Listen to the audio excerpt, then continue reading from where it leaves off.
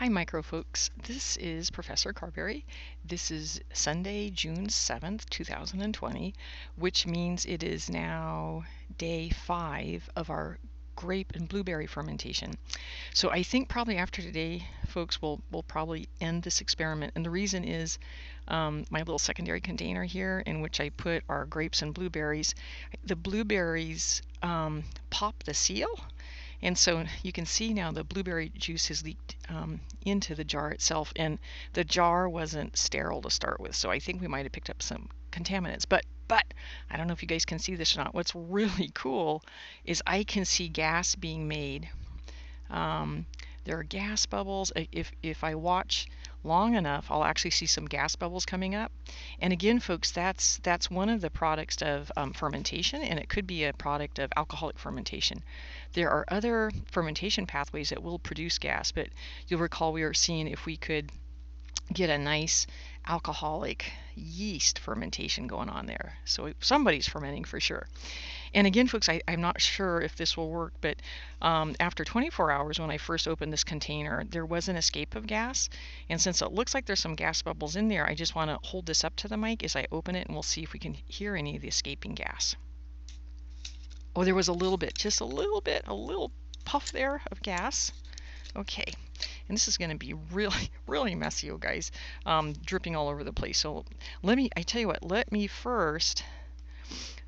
first follow up on our plate. So you'll recall that on day 1, day 2, and day 3, we took some of the juice from the grapes and the blueberries and we plated them onto a TSA plate, which you'll recall is all-purpose, meaning a wide variety of bacteria and fungi, including yeast, will grow. So folks, and unfortunately I think I flipped the labels on some of these, so I'll try to make sure I get this right. So this was our day 1 TSA plate, and on this side is our blueberries. And you'll recall that we said even after 24 hours there were so many microbes present, they were just making this big patch of confluent growth. So we know there's a lot and probably a variety of microbes in the blueberry juice. And you'll recall, folks, that when I chose the blueberries, it looked like they were already starting to spoil. It already looked like they had some fungal hyphae growing, right? So that's not too surprising. And then over here, this was our grapes, again on TSA, and they didn't have as many microbial colonies, which made it nice because we could actually see some distinct colonies. And here, you guys, I'm starting to see some yellow pigmented colonies, and that could be a bacterium called Micrococcus luteus, which is a real common inhabitant of our skin, right? And then a variety of other bacteria and yeast growing there as well. So let's just follow through the TSA plates from day 1, day 2, day 3. So you recall, folks, we were seeing if we could, by keeping the conditions anaerobic, if we could create an environment that would perhaps select for our Saccharomyces, which will carry out alcoholic fermentation under anaerobic conditions, no air. And you guys, this was pretty exciting because then on day 2, if we look, here's our grapes. And this was a much smaller amount of the juice, folks. But what's really cool, and unfortunately I'm afraid you might not be able to see it, instead of having a great variety, great mixture of colonies, we're seeing one kind of predominant colony type there. Oops, I'm getting some reflection off the screen. Let me see if I can adjust this.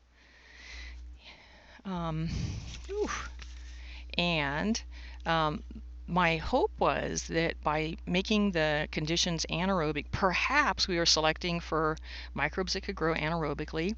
And our Saccharomyces, we know, does grow anaerobically, and that's when it starts making its ethanol, carrying out alcoholic fermentation. On the blueberries, and again, you guys, sorry that I don't have a better setup here.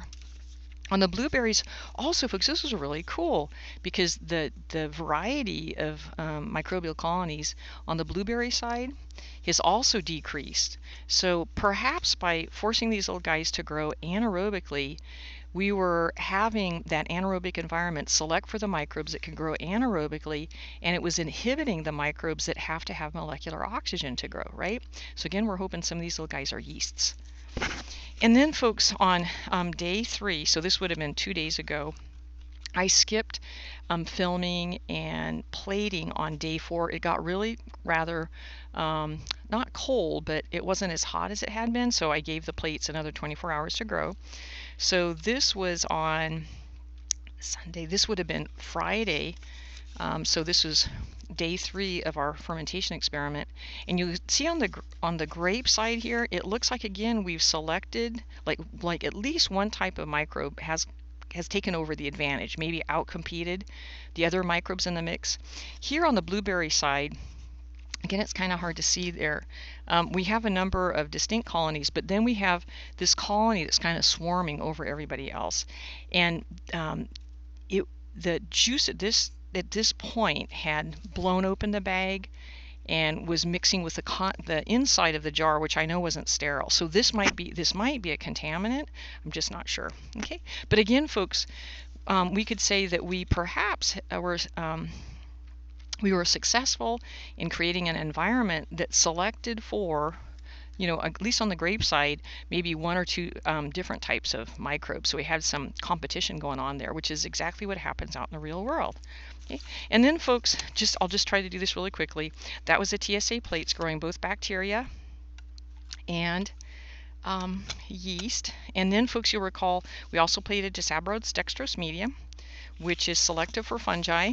This is the day 1 plate. Yeah, kind of a microbial zoo there, huh? And then day 2 plate, again, we see selection, at least on the grape side. We don't have the variety of microbes there, and we're hoping, again, these might be Saccharomyces. And next week I'll be going into the microbiology lab and gram staining, so I'll be able to determine if they're Saccharomyces or perhaps there's some other bacteria. Again, folks, here on the SAB plate, this spreading colony, that could be a mold. Oh yeah, it is a mold, you guys. I can tell because molds are what we call filamentous fungi, and they make these beautiful long filaments, chains of cells called hyphae, and they look like little strands of cotton. And here we see these aerial hyphae are starting to form. And this makes sense, you guys, because when I actually juice the blueberries, I could already see some fungal hyphae growing. So this is probably that fungal contaminant. And that was day 2. And then on day 3, folks, this is on the SAB. Again, we might be that I'm hoping this is almost getting to be an enriched culture for Saccharomyces. So again, we'll test that out by doing gram stains in the lab. And again, we can see here on the blueberry side, I think that mold contaminant there is still present. So the blueberry juice, the fermented blueberry juice, I definitely wouldn't want to try that, because remember, a lot of fungi can make toxins, poisons that we call mycotoxins. So if you ever encounter moldy food, I would recommend that you don't eat it. Compost it, but don't eat it, right? Okay. So, folks, again, I think that's going to be probably it for our just exploring the fermentation. It's so cool, you guys. I'm just watching here, and I can see bubbles being formed, right? So they're in there doing their happy fermentation. And then, as I said, I'll take the smears in, and we'll look for yeast and see if we had. My hope is that in our grape juice, we did kind of recreate historically how our ancestors discovered how to make wine, that by keeping this anaerobic, it permitted our anaerobic Saccharomyces to outcompete some of the other microbes present. And remember, you guys, when Saccharomyces, when they do alcoholic fermentation, they're going to make ethanol and alcohol, and that's going to inhibit the other microbes, right? So they might have outcompeted their neighbors there. And then it does look like that contaminant that we had in the blueberries, it looked like that contaminant wasn't outcompeted, right? And it might be it had such a head start that maybe it outcompeted the Saccharomyces. Okay, you guys, so we're going to close that one there. What we'll be doing for these labs is these videos will be part of a lab description. So there'll be some information that you'll read, kind of laying the foundation. There'll be some pre-lab experiment questions for you to try to answer. You'll watch the video, and then there'll be some questions after the video is finished. And it's possible that I'll be having you submit these as lab assignments on Canvas, on our online Canvas shell. Okay, you guys, take good care. We'll be seeing you in the next video.